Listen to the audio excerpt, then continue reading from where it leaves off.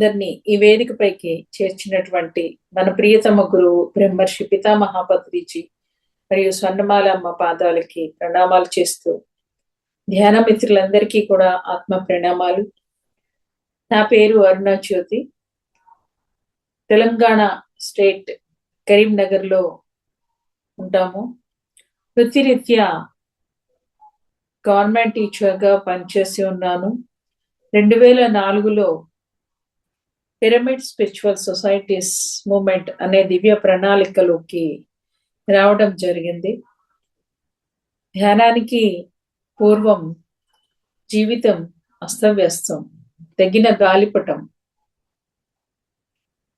ఎక్కడికి వెళ్తున్నాము, ఎందుకు జీవిస్తున్నాము, మన జీవితంలో ఏది ఎందుకు జరుగుతుంది, ఇవేమీ తెలియదు. సరియైన జీవన విధానాన్ని మనం అవలంబిస్తున్నామా అది కూడా తెలియదు. ఎందుకు వచ్చామో భూమండలానికి అది తెలియదు. కష్టాలు వచ్చినప్పుడు దుఃఖించడం, ఎందుకు నాకు ఈ కష్టాలు ఇచ్చావు అని ఆ భగవంతుణ్ణి నిలదీయటం, మన జీవితానికి మనమే సృష్టికర్తలం అని తెలియక, మరి కుటుంబ బంధాల్లో అయితేనేమి, బయట అయితేనేమి సరికాని బంధాలు కలిగి ఉండటం, భయము, ఎప్పుడేది జరుగుతుందో తెలియదు. ఇలా ఉండేది ఈ జీవితం. ఇలా ఉంటున్న సమయంలోనే నాకు అల్సర్ కూడా వచ్చింది. సో ఎవ్రీ మంత్ ఎండోస్కోపిక్ చేసుకునేదాన్ని. ఎండోస్కోపిక్ ద్వారా లోపల పుండు ఎంత ఉందనేది తెలుస్తుంది. సో అక్కడే నా ఫ్రెండ్ పరిచయం అయింది. తను చెప్పడం జరిగింది ఏమని అంటే, పిరమిడ్ ధ్యానం వల్ల చక్కటి రోగాలు తగ్గుతాయి, మీరు చెయ్యండి, నేర్చుకోండి మెడిటేషన్ అని. అంతకన్నా నాలో ఒక వెలితి అన్నీ ఉన్నాయి నాకు. ఒక పాప, ఒక బాబు, సార్ రామగుండం ఫర్టిలైజర్ సిటీలో వర్క్ చేసేవారు, చక్కటి కాలనీ, అన్నీ ఉన్నప్పటికీ ఏదో వెలితి. ఎందుకు వెలితిగా ఉందో తెలియదు. కానీ నాకెప్పుడో ఒక క్వశ్చన్, పిల్లల్ని ఎలా పెంచడం, దీనికోసం బాగా తప్పించేదాన్ని. నా పిల్లలైతేనేమి, స్కూల్లో పిల్లలైతేనేమి ఎన్నో క్వశ్చన్స్ ఉండేవి. వెతుకుతున్నాను. ఆ వెతికే క్రమంలోనే నేను కల్కి ధర్మం, సిద్ధ సమాధి యోగా, ప్రాణిక్ హీలింగ్ వంటి ఆర్గనైజేషన్స్ తిరుగుతూ వచ్చా. నా ఫోకస్ ఎప్పుడు కూడా ఆ గురువుల మీద ఉండేది. వీళ్ళు ఏమి చేసి ఇలా చెప్పగలుగుతున్నారు, మరి వాళ్ళు కూడా మేం చెప్పినవే మీరు పాటించాలి, మేము రాసిన పుస్తకాలే చదవాలి అన్నట్లుగా వాళ్ళు కూడా ఉండేవారు. నేను వెంటనే మరి నా దాహార్తి తీరేది కాదు, ఆ జ్ఞానము సరిపోయేది కాదు. ఆర్గనైజేషన్స్ ని వెంటనే మారుస్తూ వచ్చాను. ఎందుకంటే నాకు కావాల్సింది అక్కడ దొరకట్లేదు. సో ఇలాంటి టైంలోనే నేను పిరమిడ్ మెడిటేషన్ నా ఫ్రెండ్ ద్వారా మీరు వెళ్ళండి అంటే సరే అని నేను వెళ్ళడం జరిగింది. అది ఒక కాకతాళీయంగా జరిగింది. ఎప్పటిలాగే హైదరాబాద్కి ఎండోస్కోపిక్ కోసం వెళ్తూ ఉంటే ఆటోలో మా అమ్మాయి చదువుతోంది బోర్డులన్నీ కూడా, అలాగే పిరమిడ్ సెంటర్ అని చదువుతుంది. వచ్చేటప్పుడు మేము దిగాము మధ్యాహ్నం. అది మెహదీపట్నంలో సెంటర్. అది ఎవరూ లేరు. 12 ఏళ్ల బాబు ఉన్నాడు అక్కడ. నేను అడుగుతున్నాను, బాబు ఇక్కడ ఎవరైనా గురువులు ఉంటారా, నేను ధ్యానం నేర్చుకోవాలి అని అడిగితే, ఆంటీ నేను చెప్తాను కదా కూర్చోండి అని ఆ 12 ఏళ్ల బాబు మాకు ధ్యానం నేర్పించాడు. శ్వాస మీద ధ్యాస పెట్టండి అని చెప్పాడు. సరే బానే ఉంది, కానీ ఏ మంత్రము ఏ దేవుడు అని నేనే అడుగుతున్నాను. అంటే అలాంటి ఏమీ లేవు ఆంటీ అని చెప్తున్నాడు. అదేంటి, దైవనామము మంత్రము లేకుండా మరి ఆ భగవంతుడి ఆకారము తలుచుకోకుండా ఆధ్యాత్మికత ఎలా ఉంటుంది ఆయన అంటే, అంటే మీరు కూర్చోండి, తర్వాత నేను చెప్తాను, నేను చెప్పినట్టు మీరు చేయండి, ధ్యానం తర్వాత నేను మాట్లాడతాను అని చెప్తాను. అప్పటికి నేను సోహం చేస్తున్నాను. సరే ఈ పిల్లోడు చెప్పింది నేను ఎందుకు చేయాలా అనుకుని సోహం సోహం అనే 5 నిమిషాలు చేశాను. కానీ నాకు నచ్చలేదు. ఎవరైతేనేమి నేర్చుకోవడానికి వచ్చింది, నేర్చుకోవడానికి మరి వాళ్ళు చెప్పినట్లు చేస్తే కదా మనకి అవునా కాదా అనే సత్యం తెలుస్తుందని మళ్ళీ ఆ బాబు చెప్పినట్లుగే శ్వాస మీద ధ్యాస పెట్టి కూర్చున్నాను. ఎప్పుడైతే శ్వాసను గమనించానో నాకు తెలియకుండానే 45 మినిట్స్ వెళ్ళిపోయా. ఎక్కడికి వెళ్ళిపోయా తెలియదు. 45 మినిట్స్ తర్వాత బయటికి రావడం జరిగింది. ఎంత అలౌకికమైన ఆనందం! ఇన్నాళ్ళదంతా ఎక్కడ పోయిందో నాకు తెలియదు. కానీ అసలు నేను ఏం చేశానని శ్వాస మీద ధ్యాస పెట్టా. లోపల నుంచి ఎంత ఆనందమో అది మాటలతో చెప్పేది కాదనమాట. అలా 12 ఏళ్ల బాబు నాకు మెడిటేషన్ నేర్పించాడు. ఆ బాబు నా యొక్క గురువు అన్నమాట. ఎప్పుడైతే ధ్యానం లోంచి బయటికి వచ్చామో నేను మా సార్, నాకు అర్థమైపోయింది, నా ఆత్మకు తెలిసిపోయింది ఇదే నా జీవితానికి కావాల్సింది అని. అన్ని ఉన్నా వెలితిగా ఉండడానికి కారణం ఇదే. ఏంటి, నేను నాతో అనుసంధానం కాకపోవటం అనేది నాకు అర్థమైంది. ఇక అప్పుడే మా మదర్ బాడీ వేకేట్ చేసి ఉన్నారు. సో నాన్నగారికి ఇది అనిపిస్తే బాగుంటుంది అని జగిత్యాలలో డాక్టర్ సత్యనారాయణ గారు తటవర్తి సార్ లాగే 3 రోజుల ఆత్మశిక్షణ జ్ఞానం పెట్టేవారు. నాన్నగారిని అక్కడ పంపించా. నాకన్నా ముందే సార్ నాన్నగారు ధ్యానం నేర్చుకుని చక్కగా వెంటనే తిరుపతిలో సార్ తో ట్రెక్కింగ్ వెళ్ళారు. ఆ తర్వాత వెంటనే కర్నూలులో ధ్యాన మహాయజ్ఞం జరిగింది, అక్కడికి వెళ్ళాము. మొదటిసారిగా పత్రిజీని అక్కడ చూశారు. సో అక్కడే డాక్టర్ సత్యనారాయణమూర్తి గారు కూడా ఉన్నారు. వారు బుద్ధ పౌర్ణిమకి బెంగళూరు వెళ్ళాలి. సో నేనేం అడిగాను అంటే కరీంనగర్ లో సెంటర్ ఓపెన్ చేద్దాం రండి సార్ అని. అలా డాక్టర్ సత్యనారాయణమూర్తి సార్ తోటి కరీంనగర్ లో మేము సెంటర్ ఓపెన్ చేయటం జరిగింది. మొట్టమొదటిసారిగా పిరమిడ్ కూడా తాతయ్యనే కట్టడం జరిగింది అనమాట. తాతయ్య అంటే మా నాన్నగారు. సో అలా కరీంనగర్ లో మొట్టమొదటి పిరమిడ్ రావటం జరిగింది. ఎప్పుడైతే నేను ధ్యానం మొదలు పెట్టానో ధ్యాన ప్రచారం చేయటం స్టార్ట్ అయిపోయింది. ఎక్కువ ఫోకస్ ధ్యానము చేస్తున్నప్పుడు ఎలా ప్రచారం చేయాలి అనే ఆలోచనలే వస్తూ ఉండేవి నాకు. ఎలా ఒక పాంప్లెట్ చేయాలా, ఎవరిని కలవాలా, ఒక ఫ్లెక్సీ ఎలా తయారు చేయాలా, ఇవే. ఒకరోజు నేను సార్ని అడిగాను, ఏంటి సార్ నాకు అన్ని ఆలోచనలు వస్తున్నాయి, ఇలాంటి ఆలోచనలు, నేను ధ్యానం సరిగా చేయలేకపోతున్నాను అన్న. అంటే సార్ చెప్పారు ఏమని అంటే, పిరమిడ్ మాస్టర్స్ వచ్చింది ధ్యాన ప్రచారం చేయడానికి, ధ్యానం చేయడానికి కాదు, నువ్వు కరెక్ట్ గానే ఉన్నావు అన్నారు. అలా ఎక్కువగా ప్రచారం మీదే ఫోకస్ ఉండేది. స్కూల్ తర్వాత, స్కూల్ అయిపోగానే ఇంకా వెంటనే ఇంటికి వెళ్ళేదాన్ని కాదు. అందరినీ కలుస్తూ మెడిటేషన్ గురించి చెప్తూ జైళ్ళల్లో, తర్వాత కాలేజెస్, అపార్ట్మెంట్స్, ఇంకా ఎవరు కనిపిస్తే వాళ్ళు పిరమిడ్ మాస్టర్ సంగతి తెలుసు కదా, అలా ధ్యాన ప్రచారం మొదలు పెట్టారు.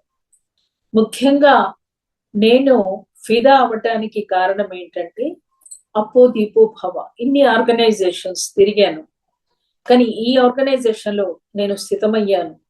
కేవలం ఒకే ఒక్క మాట నన్ను బాగా ఆకర్షించింది.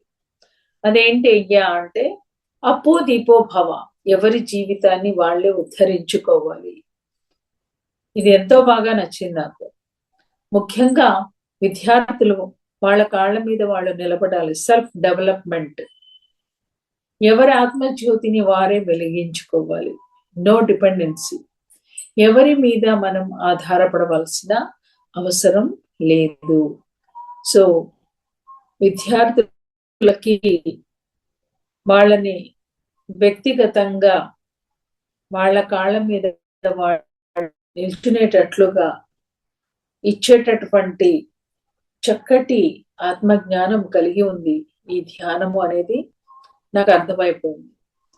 సో ఈ ధ్యానము పిల్లలకి స్కూల్లో నేర్పించినప్పుడు ఎన్నో అనుభవాలు. 9th క్లాస్ స్టూడెంట్ ధ్యానంలో తన లోపలికి వెళ్ళి మొత్తం అనాటమీ చూసుకున్నాడు. అంటే లోపలి పార్ట్స్, కిడ్నీ ఫంక్షనింగ్ ఎలా ఉంది, హార్ట్ బీటింగ్ ఎట్లా జరుగుతుంది, హార్ట్ ఫంక్షనింగ్, బ్రెయిన్ ఫంక్షనింగ్, మొత్తం నర్వస్ సిస్టమ్, ఇవన్నీ కూడా చూసుకున్నాడు ఆ బాబు. వచ్చి చెప్తున్నాడు, మేడం ఇది ఎలా సాధ్యము అని. నాకేం తెలుసురా ఇట్లా కూడా కనిపిస్తుందని.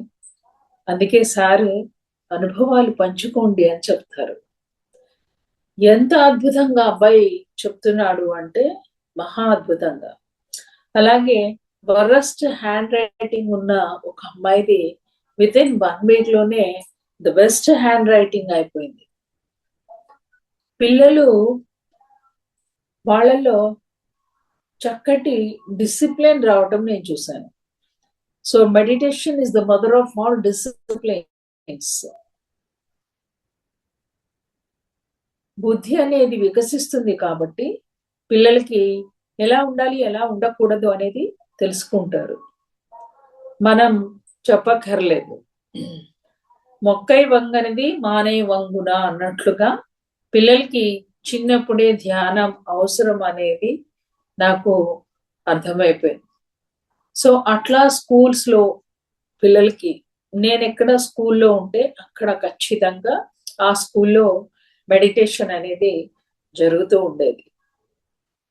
మరి ఈ ధ్యానం ఎలాంటి ధ్యానం దొరికింది మనకి అంటే ముఖ్యంగా గవర్నమెంట్ స్కూల్స్ లో ఏంటంటే మత ప్రమేయము లేకుండా ఉండాలి అన్నట్లుగానే మన ధ్యానంలో ఏ మంత్రము ఉండదు, ఏ దైవాన్ని మనం చెప్పము, మన యొక్క శ్వాసని మనం గమనిస్తాము. కాబట్టి ఇక్కడ ఈ ధ్యానానికి ఎవరు కూడా అడ్డు చెప్పలేదు స్కూల్స్ లో అన్నమాట. ఇప్పుడు మనకి అంతర్జాతీయ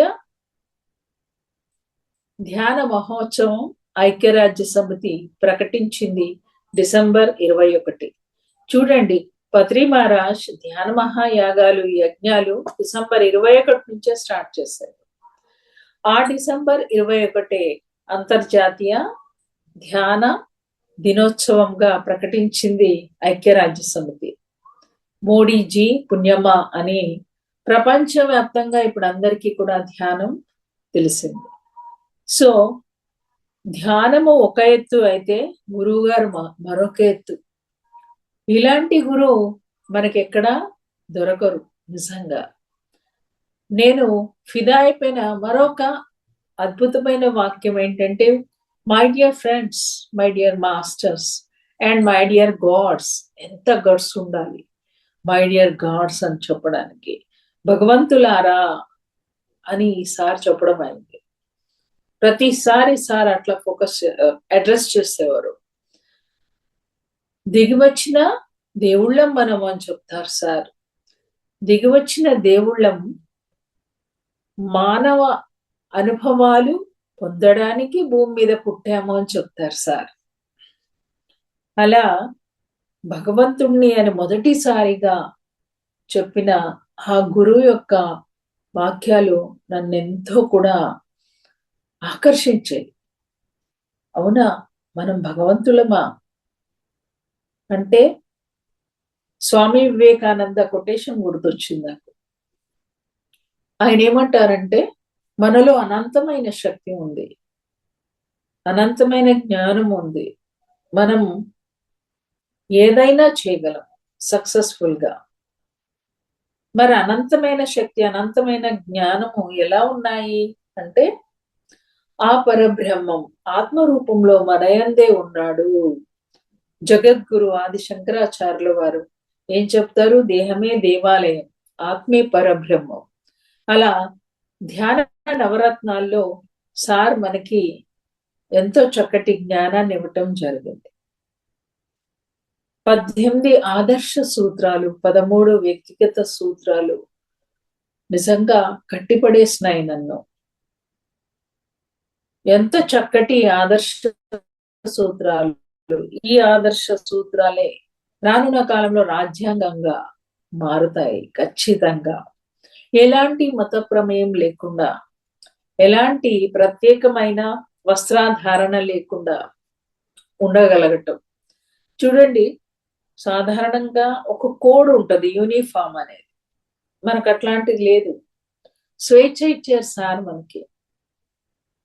పిరమిడ్ స్పిరిచువల్ సొసైటీస్ అంటే కరీంనగర్ ఒక సొసైటీ, పెద్దపల్లి ఒక సొసైటీ, వరంగల్ ఒక సొసైటీ, ఎన్ని సొసైటీస్. డీసెంట్రలైజేషన్ అంటే ఒకటే కేంద్రం నుంచి పని చేయటం కాదు, ఏ కేంద్రానికి ఆ కేంద్రము స్వయం ప్రతిపత్తి కలిగి ఉండే విధంగా స్వేచ్ఛనిచ్చేశారు సార్.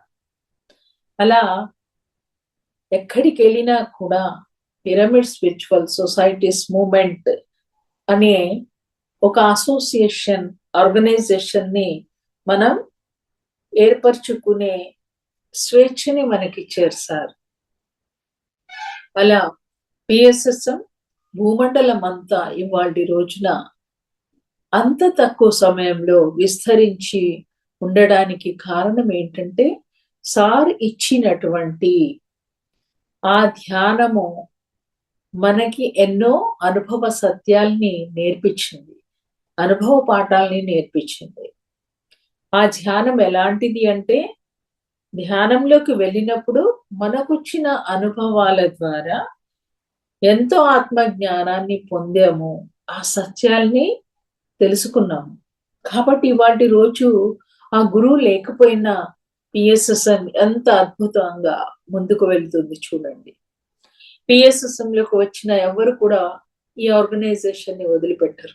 ఎందుకంటే నయా పైసా తీసుకోకుండా పనిచేస్తున్న ఏకైక సంస్థ ఏదైనా ఉంది అంటే భూమండలం మీద, అది పిరమిడ్ స్పిరిచువల్ సొసైటీస్ మూమెంట్. చూడండి, ప్రతి సంవత్సరం ఇప్పుడు మనకి ధ్యాన యాగం పిఎస్ఎస్ఎం లో మహా అద్భుతమైన పండగ మనకది.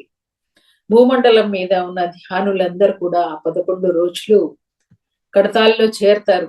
ఆ కైలాసపురిలో 11 రోజులు అద్భుతమైనటువంటి లక్షల మందితో ధ్యానం. అంతకు పూర్వం సార్ ధ్యాన మహాయజ్ఞాలని, ధ్యాన మహాచక్రాలని, మహిళా ధ్యాన మహాచక్రం అని, ఇప్పుడు పత్రిచి ధ్యాన మహాయాగం అని జరుగుతూ ఉంది. మరి ప్రతిసారి లక్షల మందితో ధ్యానం, ఆ లక్షల మందితో చేసే ధ్యానంలో విడుదలైనటువంటి ఆ శక్తి దివ్య తరంగాలు భూమండలం మీద ఎన్నో ప్రకృతి వైపరీత్యాల్ని ఆపేసేయంట. ఎంతో మంది థర్డ్ ఐ మాస్టర్స్ చూడడం జరిగింది. ఈ ధ్యాన మహాయాగానికి లక్షల మంది రావటం కాదు, ఊర్ధ్వలోకాల్లో ఉన్న దేవి దేవతలందరూ దిగుతారు. మొత్తం భూమండలం మీద ఆ ప్రదేశంలో అంటే కైలాసపురిలో 11 రోజులు మహా అద్భుతంగా జరుగుతుంది ధ్యాన మహాయాగం. ఇది ధ్యానులెవరు మిస్ చేసుకోరు. చూడండి, ఉండడానికి ఉచితమైన వసతి, అన్నదానం ఫ్రీ, అంటే ఉచితమైన అన్నదానము, ఉచితంగా ఆత్మ జ్ఞానము, మహేశ్వర మహా పిరమిడ్లో చక్కటి అఖండ ధ్యానము, ఎక్కడా డబ్బులు తీసుకోబడవు. మరి ఆ 11 రోజులు పండగే పండగ. పిల్లలకి బాల సదన్, వాళ్ళకి సపరేట్. అయ్యో మాకు చిన్న పిల్లలు ఉన్నారు, మేము ఎట్లా ధ్యానం చేసేది అనుకోవటానికి లేదు. ఆ పిల్లల్ని బాల సదన్లో పెడితే అక్కడ చూసుకునే వాళ్ళు చూసుకుంటారు. ఆ 11 రోజులు కైలాసపురిలో ఉంటే చాలు. అద్భుతమైన ప్రపంచవ్యాప్తంగా ఉన్న పుస్తకాల ప్రదర్శన అక్కడ మనకి దొరుకుతాయి, ఎక్కడా దొరకవు. ముఖ్యంగా ఈ ధ్యానంలోకి వచ్చిన తర్వాత నా జీవితానికంటూ నా యొక్క జీవితమే కాదు, ప్రతి పిరమిడ్ మాస్టర్ యొక్క జీవన విధానమే మారిపోయింది. అంతకుముందు ఏ లక్ష్యము లేదు జీవితానికి, ఏదో తెగిన గాలిపటంలాగా వెళ్ళిపోతా ఉండేది. తెలియని అభద్రత, ఇంట్లో బంధాల్లో కూడా అస్తవ్యస్తంగా ఉండే ఆ బంధాల్లో మన దుఃఖానికి కారణం అవతల వాళ్ళంటూ నిందించేవాళ్ళు. కానీ తర్వాత తెలిసింది, ఎవరి వాస్తవానికి వారే సృష్టికర్తలు. ఇలాంటి ఎన్నో సత్యాలు తెలుసుకున్నప్పుడు ఆత్మ జ్ఞానంతో మన యొక్క జీవన విధానమే మారిపోయింది. ఎప్పుడైతే నేను ధ్యానం మొదలు పెట్టానో వితిన్ 3 months లో నాకున్న బీపీ పోయింది, అల్సర్ పోయింది. అది ఎప్పుడు పోయిందో కూడా నాకు తెలియదు. చూడండి, అంటే మనం ఎప్పుడు ధ్యాన ప్రచారం మీదే మన దృష్టి ఉండటం మూలంగా నేను టాబ్లెట్లు వేసుకోవడం మర్చిపోయా. మా సార్ అడుగుతున్నారు, బీపీ టాబ్లెట్ వేసుకుంటున్నావు? అయ్యో నేను మర్చిపోయా, అసలు టాబ్లెట్స్ సంగతే మర్చిపోయా. సో అందుకని సార్ ఏం చెప్తారు, ధ్యానం సర్వరోగ నివారణ. కానీ రోగాలు తగ్గాలని మనం చేయక్కర్లేదు. ధ్యానం ఎంత గొప్పది అంటే ధ్యానం కోసమే చేయాల. ఎప్పుడైతే మనం ధ్యానంలో చక్కగా కూర్చుని ఏ సంకల్పం లేకుండా, ఈ మధ్య కాలంలో కొంతమంది సంకల్పాలు పెడుతున్నారు, మనం సంకల్పాలు పెట్టకూడదు. ఎందుకు అంటే ఆ ధ్యానానికి తెలుసు మనకేమి ఇవ్వాలి అనేది. అనంతమైనటువంటి చైతన్యంతో మనలోని ధ్యానంలో మన యొక్క ఆత్మ చైతన్యం విస్తరించడం మొదలు పెడుతుంది. అప్పటి వరకు ముకుళించిన, అంటే ముడుచుకుపోయి ఉన్న ఆత్మ, దాని యొక్క చైతన్యం విస్తరించడం మొదలు పెడుతుంది. ధ్యానంలో ఆత్మ యొక్క వ్యాప్తి అనేది లక్షణం అన్నమాట. ఎప్పుడైతే మనం అనంతంగా అవుతూ ఉంటామో, అనంతంలో ఉన్న అన్ని లోకాల్లోని జ్ఞానాన్ని మనం అందిపుచ్చుకుంటాం. అలా ధ్యానం వల్ల ఆత్మ జ్ఞానము. అందుకనే భగవద్గీతలో ఏం చెప్తారు, ధ్యానాగ్ని కర్మ దగ్ధనం. ధ్యానం వల్ల జ్ఞానము, జ్ఞానం వల్ల మన కర్మలు దగ్ధమై ముక్తి మోక్షాన్ని మనం పొందుతాము. భగవద్గీతలో ఆ చక్కటి శ్లోకం కూడా, పూజాకోటి సమోస్తోత్రం. మరి భక్తి యోగంలో ఉన్నటువంటి వాళ్ళందరినీ కూడా చక్కటి ధ్యాన యోగంలోకి తీసుకురావడానికి ఈ అద్భుతమైన శ్లోకం. అక్కడ భగవద్గీత మరి థియరీ అయితే, ధ్యానము ప్రాక్టికాలిటీ అని చెప్పొచ్చు. అనుభవ జ్ఞానాల ద్వారా ఆ సత్యాలను మనం తెలుసుకుని, సజ్జన సాంగత్యము అనేది మనకి సాధనా ప్రక్రియ ఇవ్వటం జరిగింది. ఈ సాధనలోని మనము ఎవరికి వాళ్ళం ముందుకు వెళ్ళటం, దట్ ఈస్ అపోదిపో భవ. ఈ గురువు దగ్గరికి వచ్చినప్పుడు చెప్పండి ఏం సంగతులు అంటారు సార్. ఎవరు కూడా గురువు గారు నాకు ఈ రోగం వచ్చింది, గురువు గారు మా అమ్మాయి పెళ్ళి అవుతుందా, మరి గురువు గారు మా అబ్బాయికి ఉద్యోగం వస్తుందా, గురువు గారు నాకు ఈ రోగాలు వచ్చాయి, కష్టాలు వచ్చాయి అని ఎవ్వరు చెప్పరు, ఎవరు అడగరు అసలు అట్లాంటి మాటలు. ఎందుకు అంటే వాళ్ళకి తెలిసిపోయింది ఏ ప్రశ్నకైనా జవాబు ఎవరికి వారే వాళ్ళ అంతరంగంలోంచి పొందవచ్చు. ఇంకా గురువుని అడిగేది ఏముంటుంది, ఏమీ ఉండదు. ఆ గురువు దగ్గర కూర్చున్నప్పుడు మన మైండ్ మొత్తం బ్లాంక్ అయిపోతుంది, అసలు మాటలు రావు, ఏమీ గుర్తురాదు, అంత అద్భుతంగా ఉంటాయి సార్ యొక్క వైబ్రేషన్స్. అలా మనకి ఎలాంటి గురువు దొరికారు అంటే ధ్యానం మాత్రం నేర్పించి వదిలిపెట్టలేదు సార్ మనకి. ఎప్పుడైతే మనం ధ్యానం నేర్చుకున్నామో మరుజన్మ ఎత్తినట్టే లెక్క.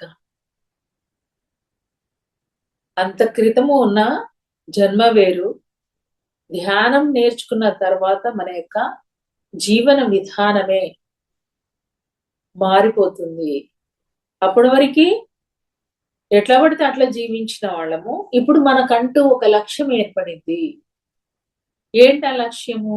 సార్ లక్ష్యమే మన లక్ష్యము. అదే ధ్యాన జగత్, శాకాహార జగత్, పిరమిడ్ జగత్.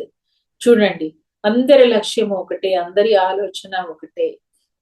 ఎక్కడ చూసినా శాకాహార ర్యాలీలు. పిరమిడ్ మెడిటేషన్ ఛానల్ మొదటిసారిగా వచ్చినప్పుడు సార్ నన్ను, మీరు తెలంగాణలో రాష్ట్రం మొత్తం తిరిగి అందరికీ పిఎంసి గురించి చెప్పి, షేర్స్ గురించి చెప్పి వాళ్ళలో అవేర్నెస్ తీసుకురావాలి. పిఎస్ఎస్ఎంలో ఏ పనైనా పిరమిడ్ మాస్టర్సే చేస్తారు. ఎందుకంటే మనం డబ్బులు తీసుకొని ఫండ్స్ రైజ్ చెయ్యం కదా. కాబట్టి ప్రతి పిరమిడ్ మాస్టర్ తన్ మన్ ధన్ 3 సమర్పణ చేస్తూ పిఎస్ఎస్ఎం ని ముందుకు తీసుకెళ్లే వాళ్ళే పిరమిడ్ మాస్టర్స్. ఎందుకంటే ధ్యానము వల్ల, సజ్జన సాంగత్యం ద్వారా, స్వాధ్యాయం ద్వారా మనము పొందినటువంటి లాభాలు అంతా ఇంత కాదు. కావున పిరమిడ్ మాస్టర్స్ తన్ మన్ ధన్ 3 పెట్టి మరి ధ్యానాన్ని విశ్వవ్యాప్తం చెయ్యాలి. మేము పొందినట్లుగా ఆరోగ్యము, ఆనందము, ప్రశాంతత అందరూ పొందాలి అనే లక్ష్యంతో పిరమిడ్ మాస్టర్స్ మరి తన్మన్ ధన్ 3 సమర్పణ చేసి పిఎస్ఎస్ఎం ని ముందుకు తీసుకువెళ్తూ ఉన్నారు. మరి పెద్ద పెద్ద పిరమిడ్స్, బెంగళూరులో బుద్ధా పిరమిడ్, అది 5,000 మంది ఒకేసారి కూర్చునేది.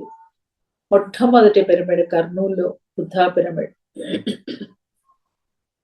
తర్వాత కైలాసపురిలో మహేశ్వర పిరమిడ్, వశిష్ఠ గౌతమి, కొట్టాల.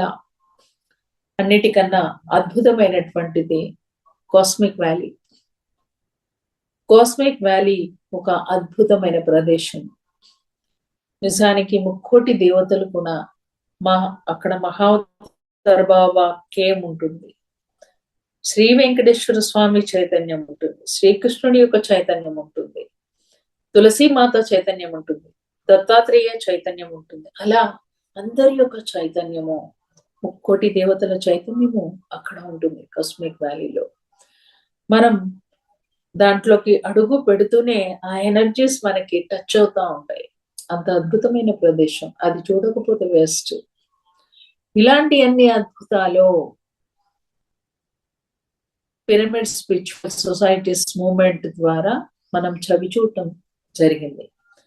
అంతకు పూర్వం ఆధ్యాత్మికత అంటే కేవలం పూజ మాత్రమే అనుకున్నాం. కానీ పిరమిడ్ స్పిరిచువల్ సొసైటీస్ మూవ్మెంట్ ద్వారా సార్ ఒక అద్భుతమైన ఆధ్యాత్మిక విప్లవాన్ని స్టార్ట్ చేయటం జరిగింది. మూలాల్లోంచి కూడా ఏంటి అనేది మనం ఎవరికి వాళ్ళం మనం తెలుసుకోగలిగాము. అంతఃపూర్వం బహిర్ముఖమే మన యొక్క ప్రయాణం ఉండేది. ఒక కష్టం వచ్చినా, ఒక దుఃఖం వచ్చినా బయట వెతికాం. కానీ ఎప్పుడైతే ధ్యానం నేర్పించి మనం వెళ్ళవలసింది మన లోపలికి అనేది తెలుసుకున్నామో, అంతర్ముఖమైనామో, ఇక ఎవరి మీద దృష్టి లేదు, ఏ భౌతికత మీద దృష్టి లేదు. బాగా డబ్బు సంపాదించాలి, బాగా నగలు సంపాదించుకోవాలి, పేరు ప్రతిష్టలు సంపాదించుకోవాలి అనేటటువంటి జీవన విధానం పోయింది. పోటీలు పడుతూ పోల్చుకుంటూ అంతఃపూర్వం అలా ఉండేది జీవన విధానం. ఇప్పుడు తెలిసిపోయింది ఎందుకు వచ్చాము భూమండలం మీద, మనము ఏమి చేయటానికి వచ్చాము, మనకు జబ్బులు రావడానికి కారణం ఏంటి, మన దుఃఖానికి కారణం ఏంటి. గౌతమ్ బుద్ధుడు తెలుసుకున్నాడు కదా, మానవుడి యొక్క జీవన విధానమే దుఃఖపూరితమైనది. మానవుడి జీవితంలో దుఃఖం ఉంది. ఆ దుఃఖానికి కారణం అజ్ఞానం, అవిద్య అని ఆయన ఇల్లు విడిచి సత్యాన్ని తెలుసుకోవడానికి బయలుదేరాడు.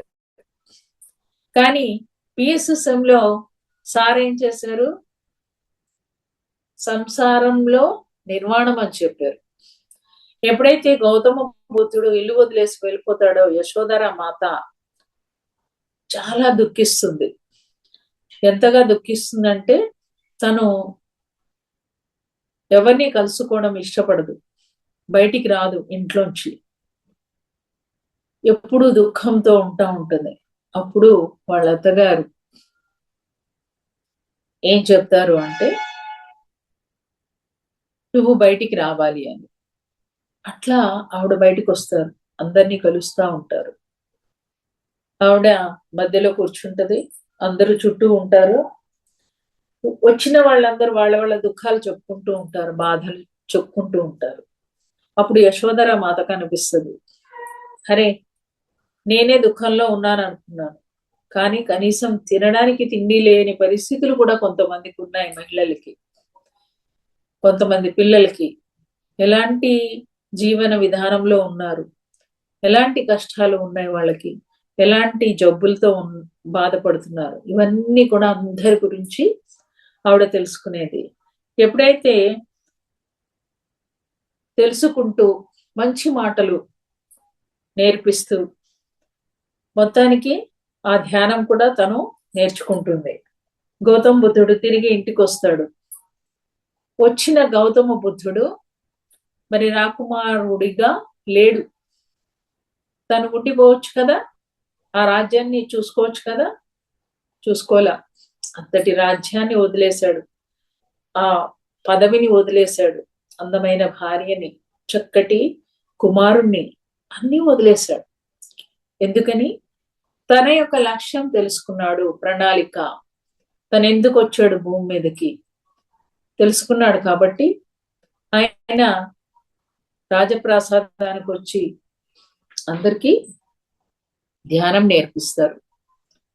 నేర్పించి మళ్ళీ వెళ్ళిపోతాడు తాను ధ్యాన ప్రచారానికి. అయితే ఇక్కడ గౌతమ బుద్ధుడి యొక్క మార్గదర్శకం ఏంటంటే, ఆయన చూపించిన పంథ, ఇల్లు సంసారము ఆయన వదిలేసి నిర్వాణాన్ని చేరుకుంటే, యశోధర మాత ఏం చేసిందంటే, ఆమె గౌతముడు ఇచ్చినటువంటి ఆ ధ్యాన సాధనని ఇంటి వద్దే ఉండి సాధన చేసి అందరినీ కూడా సజ్జన సాంగత్యంలో చేర్చుకొని నిత్యము అందరూ ఈమె దగ్గరకు వస్తూ ఉండేవాళ్ళు. అందరికీ ధ్యానం నేర్పిస్తూ వాళ్ళ యొక్క అనుభవాల్ని పంచుకుంటూ ఆత్మ జ్ఞానాన్ని మరి పెంపొందించుకోవటం, అలా సంసారంలో నిర్వాణము అనేది మొట్టమొదటిసారిగా యశోధర మాత నుంచే మనమంతా కూడా నేర్చుకోవడం జరిగింది. పిఎస్ఎస్ఎం ఫాలో అయ్యేది అదే అనమాట. ఏంటది? సంసారంలో నిర్వాణం.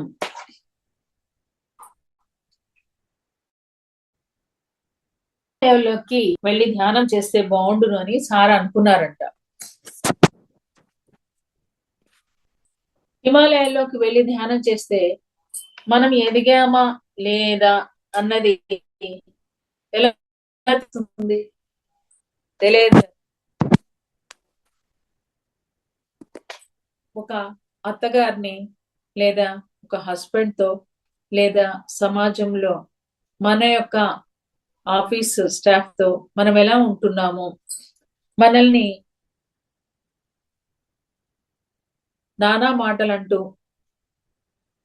మరి మనతో అనుచితంగా ప్రవర్తించే వాళ్ళతో సహనంగా ఎలా ఉండాలి, ఉంటున్నామా లేదా, అందరినీ అంగీకరిస్తున్నామా లేదా జీవితంలో, ఇలాంటివన్నీ కూడా మనకి ఎప్పుడు తెలుస్తుంది?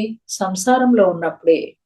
నిజానికి ఆ సంసారంలో ఉన్నటువంటి ఆత్మ సహచరులే మన గురువులు, ఒకరితో ఒకరం నేర్చుకోవడానికి వచ్చాము అనే సత్యాన్ని మనం ఎప్పుడైతే తెలుసుకున్నామో మన యొక్క జీవన శైలి మారిపోయింది.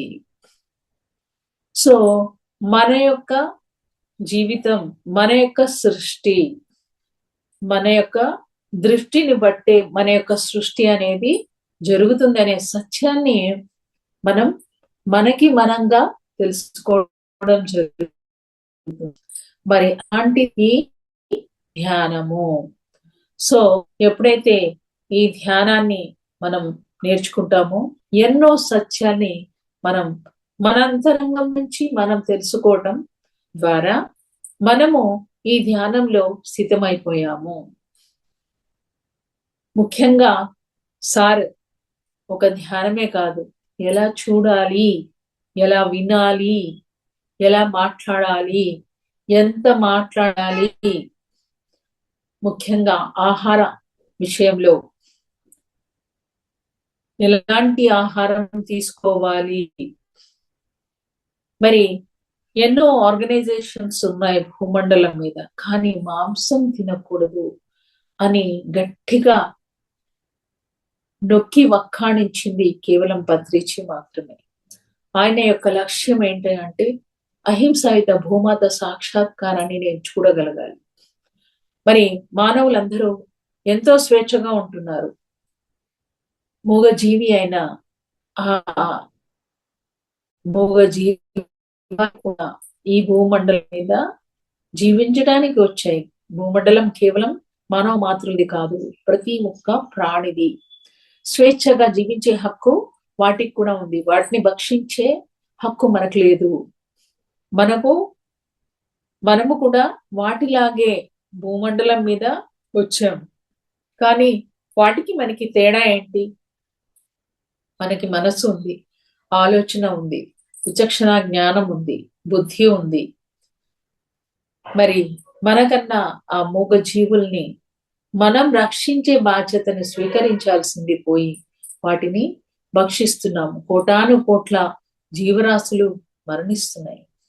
వాటి యొక్క ఘోషే మరి ఆ భూకంపాలు, సునామీలు అనేది మనకి తర్వాత అర్థమైంది. పిరమిడ్ మాస్టర్ యొక్క జీవన విధానం ఎలా ఉంటుందంటే ఆ పత్రిజీని చూసినప్పుడే సత్యానికి నిదర్శనంగా, నిలువెత్తు నిదర్శనంగా ఉంటారు సార్. ఏదైతే చెప్తారో అదే ఆచరిస్తూ మనకి చూపిస్తారు. పిరమిడ్ మాస్టర్స్ కూడా ఆ సత్యాన్ని ఆ ధ్యానం నుంచి నేర్చుకుని దాన్ని ధర్మాచరణలో పెట్టడం, మిగతా ప్రపంచానికి మార్గదర్శకంగా ఉంటూ, ధ్యానం అంటే కేవలం కళ్ళు మూసుకొని కూర్చోవడం కాదు, కళ్ళు తెరిచి కూడా నిత్యము మనము ధ్యాన స్థితిలోనే ఉంటాము. మనకు తెలియకుండా ఒక్క శ్వాస కూడా జరగకూడదని గౌతమ బుద్ధుల వారు చెప్తారు. ఎప్పుడైతే మనం మనతో ఉంటామో అప్పుడు మనం ధర్మాచరణ చేయగలము. ధ్యానం ద్వారా ఎరుక ఎరుక అనేది కూడా మనకి పెరుగుతుంది. అంతఃపురం ఎరుక అనేది తెలియదు అసలు. ఎప్పటికప్పుడు మన ఆలోచన విధానాన్ని గమనించుకోవటం, ఎప్పటికప్పుడు మనం ఎలా మాట్లాడుతున్నామో మాట మీద ధ్యాస, శ్వాస మీద ధ్యాస ఎలాగో మాట మీద ధ్యాస అనేది నన్ను ఎంతగానో కట్టిపడేసింది. ఇష్టం ఉన్నట్లుగా మాట్లాడేవాళ్ళం, కానీ ఆ మాటలు కూడా మనకి కర్మను చేస్తాయి. అంతవరకు కర్మ సిద్ధాంతం గురించి తెలియదు. ఏది ఎందుకు జరుగుతుంది, మన జీవన విధానము మన ప్రణాళిక అని ఎప్పుడైతే తెలిసిందో నోరు మూసుకుని కూర్చుంటాము. ఎవరిని మనం నిందారోపణ చెయ్యము. సో మన యొక్క జీవన విధానాన్ని మనమే సృష్టించుకుంటున్నాము అనే సత్యాన్ని మనము తెలుసుకుంటాము. పత్రిజీ మనకి 18 ఆదర్శ సూత్రాలు ఇవ్వటం జరిగింది. ఈ 18 ఆదర్శ సూత్రాలకి అనుగుణంగా ప్రతి పిరమిడ్ మాస్టర్ ఉంటాడు. మరి ప్రకృతిలో ట్రెక్కింగ్ అనేది అంతఃపూర్వం తెలియదు.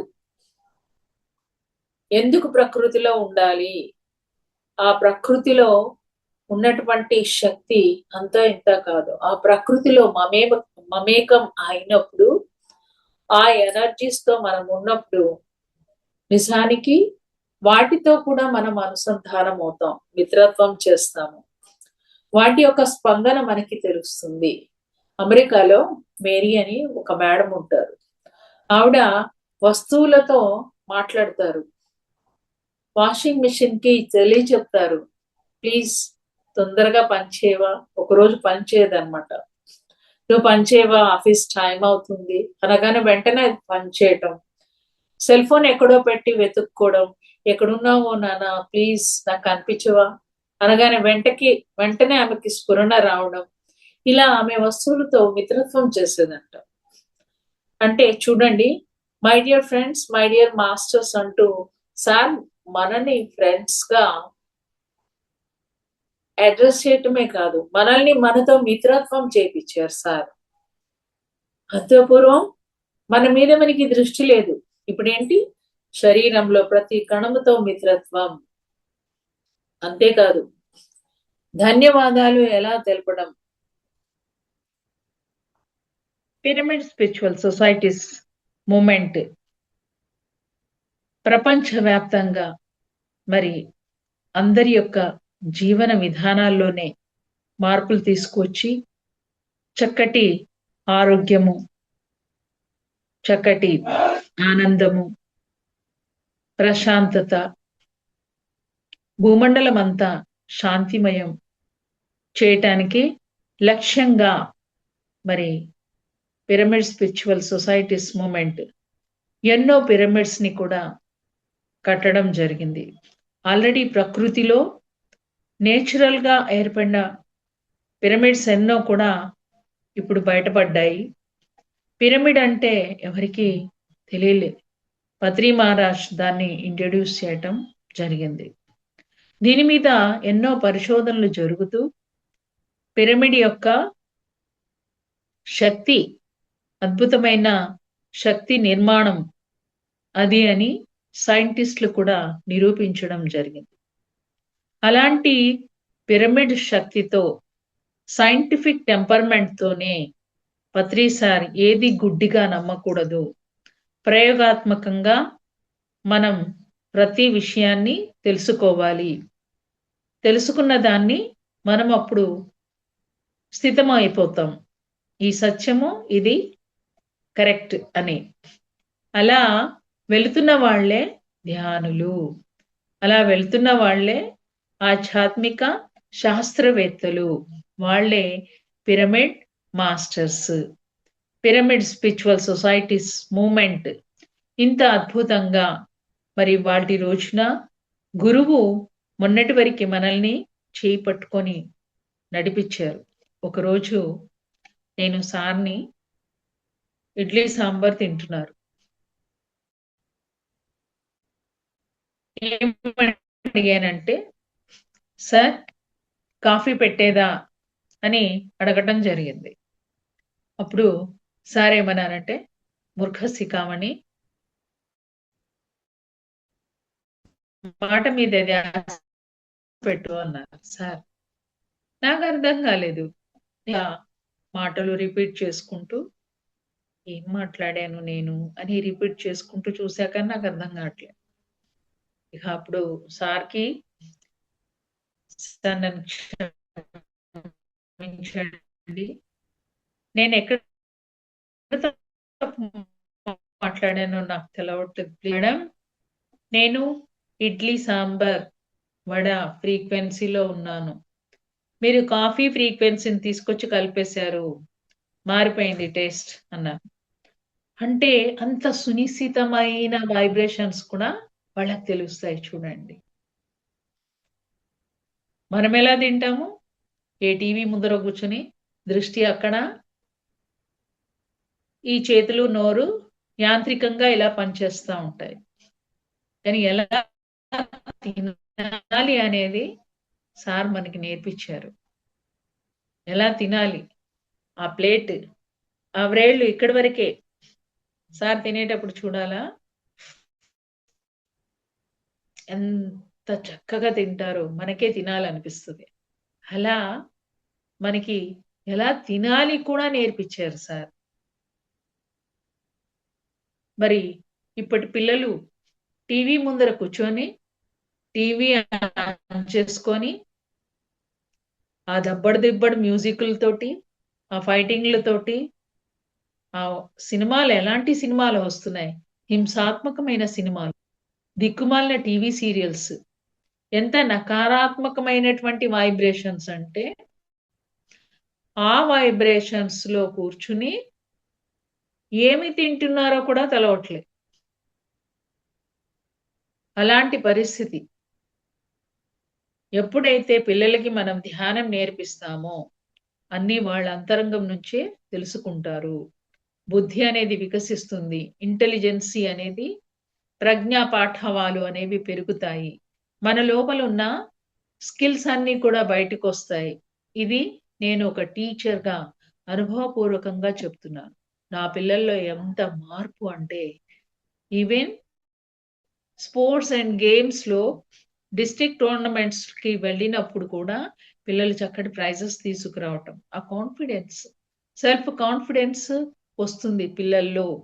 ఎందుకంటే వాళ్ళు తెలుసుకున్న సత్యము, వాళ్ళు నేర్చుకున్నటువంటి వాళ్ళ అంతరంగం నుంచే ఆ బుద్ధి ఎలా ఉండాలి ఒక విద్యార్థిగా, నేను ఎప్పుడు చదువుకోవాలి, ఎంతసేపు ఆడుకోవాలి, ఎలా అబద్ధం చెప్పకూడదు, పెద్దవాళ్ళతో ఎలా ఉండాలి, చిన్న పిల్లలతో ఎలా ఉండాలి, మూగ జీవాలతో ఎలా ఉండాలి, చిన్నప్పటి నుంచే ఆ ప్రకృతిని పిల్లలకి మనం పరిచయం చెయ్యాలా.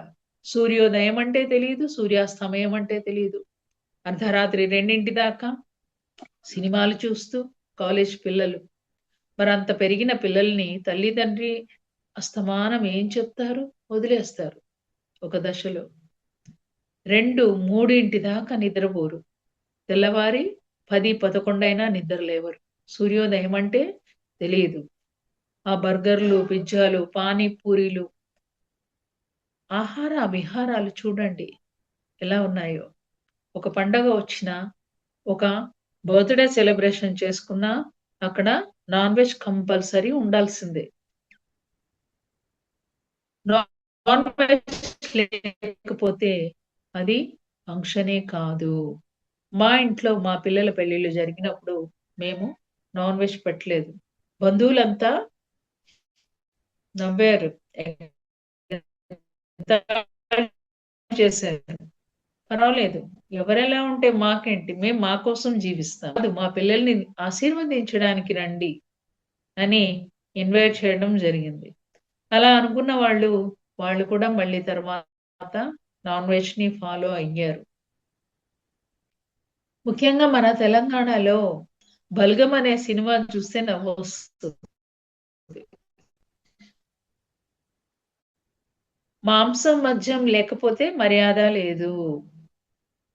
అవి ఖచ్చితంగా బంధువులొస్తే ఒక మర్యాద ఇవ్వనట్టు లెక్క అన్నమాట. అంతగా అడిక్ట్ అయిపోయింది. ఒక సంప్రదాయమే అయిపోయింది. ఏంటి? మాంసం తినడం అనేది. అవసరం ఎంతైనా ఉంది. తెలంగాణలో ముఖ్యంగా పాతుకుపోయి ఉన్నారు. మనం ఎంతో పని చేయవలసి ఉంది ఇంకా. దీని గురించి ప్రజల్లోకి అవేర్‌నెస్ తీసుకురావాలి. అలాన్ని ధ్యానాలయాలుగా ఉండాలి. అంటే దేవుడు, పూజ అన్నీ ఉంటాయి. వెళ్ళాలి మనం. వెళ్ళినప్పుడే వాళ్ళకి మనం ధ్యానం చెప్పగలుగుతాం. మేమెళ్ళము, మేము ధ్యానం చేస్తాము అని ఐసోలేటెడ్‌గా ఉండకూడదు. ఆ భక్తులకి దూరంగా ఉండకూడదు. మనము దేవాలయాల్లోకెళ్ళాలి. మనము పూజలు చేయాలి. చేసినప్పుడే మనం చెప్పేది భక్తులు వింటారు. మనము భజనలు చేయాలి. మనము ప్రసాదాలు, దీపాలు వెలిగించాలి. అప్పుడే మనము భక్తి యుగంలో ఉన్న వాళ్ళకి ధ్యానం చెప్పగలము. మనం దూరంగా వాళ్ళని ఉంచామనుకోండి భగవంతుడి గురించి ఆత్మజ్ఞానం తెలుసు, బ్రహ్మ జ్ఞానం తెలుసు అనే ఒక అహంకారంతో మనము ఐసోలేటెడ్ అవుతున్నాం వాళ్ళకి. కానీ మనం పొందుతున్న ఆరోగ్యము, ఆనందము, ప్రశాంతత వాళ్ళలో లేదు. ఎందుకని? ఏ కష్టం వచ్చినా, ఏ దుఃఖం వచ్చినా అంజన్న దగ్గరికి ముడుపులు కట్టి, బలులు ఇచ్చి, మొక్కులు మొక్కి కష్టాలు తీర్చుమని అడుగుతున్నారు. వాళ్ళెందుకు తీరుస్తారు? పెట్టారన్న విషయం వాళ్ళకి తెలియదు. భక్తి యుగంలో ఉన్న వాళ్ళకి. వాళ్ళకి ఎలా చెప్పాలి? మనమే చెప్పాలి. మనం చెప్పాలి అంటే నువ్వెన్నడూ గుడికి వెళ్ళవు. నేను ధ్యానిని అన్నట్లుగా ఉన్నావు ఇన్నాళ్ళు. వాళ్ళకి దూరంగా ఉన్నావు. వాళ్ళతో పాటుగా మనం ఖచ్చితంగా టెంపుల్స్‌కెళ్ళాలి. అన్నీ చెయ్యాలి. దీపం వెలిగించాలి. నైవేద్యాలు సమర్పించుకోవాలి. అన్ని సంప్రదాయాలు అన్నీ వాళ్ళు చక్కగా వింటారు. మనం వాళ్ళతో ఉన్నప్పుడు మనం ఆనందంగా ఉండడం, మన మొహంలో ఆ తేజస్సు, మన యొక్క వైబ్రేషన్స్ వాళ్ళని ఆకర్షితం చేస్తాయి. ఎప్పుడు చూసినా ఆనందంగా ఉంటారు, హ్యాపీగా ఉంటారు, నవ్వుతూ ఉంటారు, నవ్విపిస్తూ ఉంటారు. ఏది దాచుకోము. అన్నీ సమర్పించేస్తా ఉంటాం అట్లా. ఇది మీకే అంటూ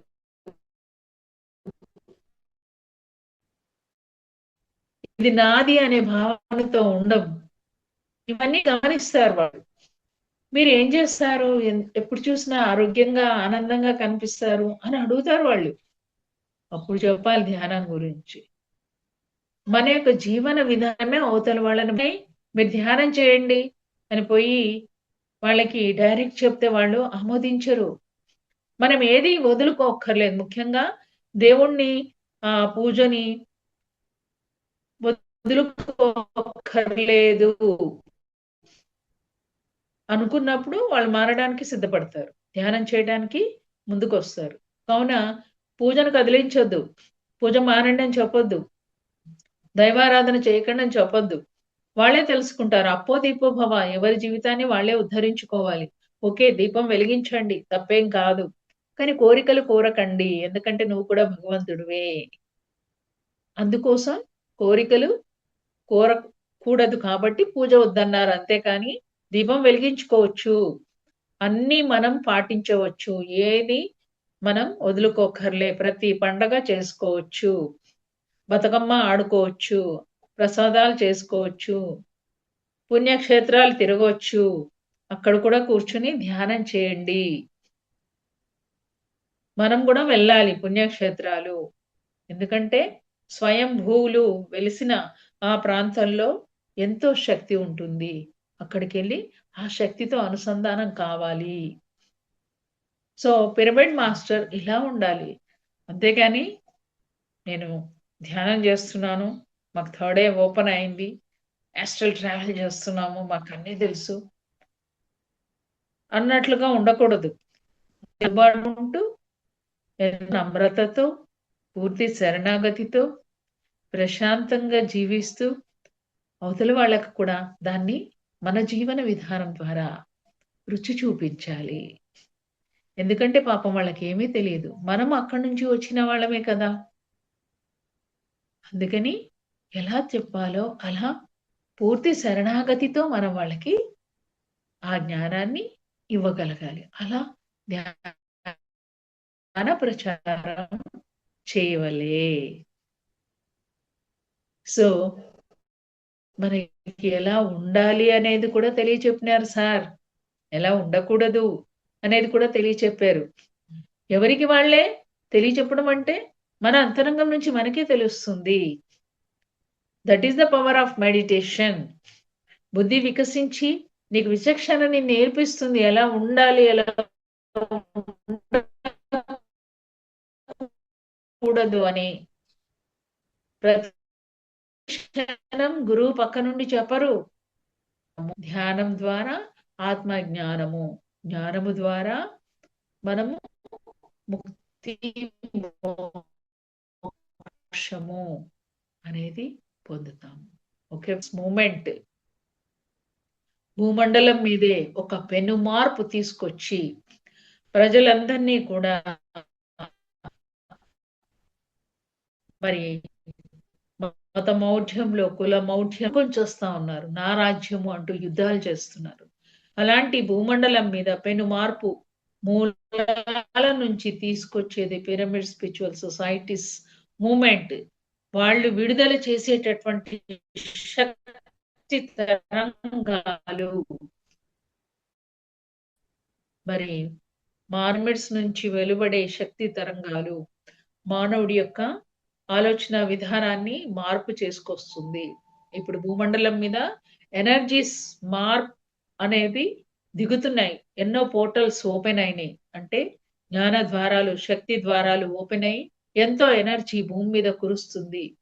చాలా మార్పులు మానవాళిలో జరుగుతాయి. మానవులందరూ కూడా మారిపోతారు. ఆలోచన విధానం మారుతుంది. అందరిలో ఆ ప్రేమ తత్వం అనేది వికసిస్తుంది. అలాంటి తరుణాన్ని మనం చూడబోతున్నాము. మరి పిఎస్ఎస్ఎం దివి నుండి భువికి వచ్చిన ఆర్గనైజేషన్.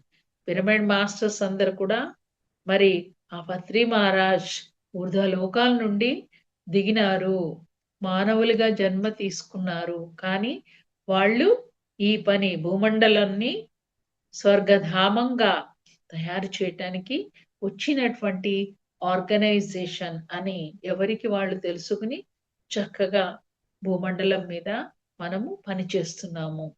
ఇప్పుడు వచ్చే ధ్యాన మహాయాగానికి మనము అందరికీ కూడా సాధ్యమైనంత వరకు కొత్త వాళ్ళకి దీని గురించి చెప్దాము, తీసుకువెళ్దాము. ధ్యాన మహాయాగాన్ని చక్కగా విజయవంతం చేద్దాం. Thank you very much friends. Thank you. ఇంత చక్కటి అవకాశాన్ని నాకు ఇచ్చినటువంటి మహావతార్ ఫౌండేషన్ వారికి ధన్యవాదాలు.